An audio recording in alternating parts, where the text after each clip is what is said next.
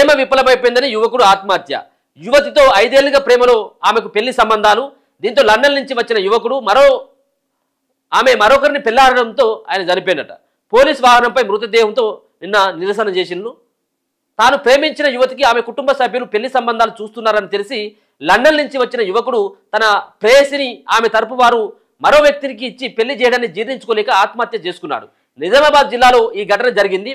పోలీసులు మృతుడి కుటుంబ సభ్యులు వెల్లడించినటువంటి వివరాల ప్రకారం ఎర్గట్ల మండలం దొంచంద గ్రామానికి చెందిన నాగిరెడ్డి శ్రీకాంత్ రెడ్డి 6 ఏళ్లుగా లండన్లో చదువుకుంటూ అక్కడే ఉద్యోగం చేస్తానట.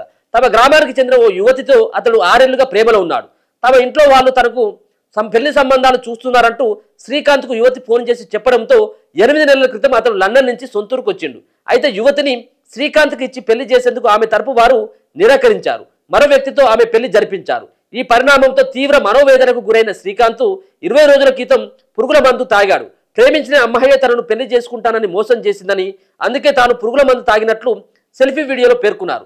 శ్రీకాంత్ రెడ్డిని తొలుత స్థానిక ఆసుపత్రికి, తర్వాత మెరుగైన చికిత్స కోసం హైదరాబాద్కు తరలిస్తే ఇక్కడ చికిత్స పొందుతూ శ్రీకాంత్ మృతి చెందిండు. ఘటనపై ఫిర్యాదు చేసిన బాధ్యులపై ఎలాంటి చర్యలు తీసుకోలేదంటూ మృతుడి తరపు వారు పోలీసులపై ఆగ్రహం వ్యక్తం చేశారు.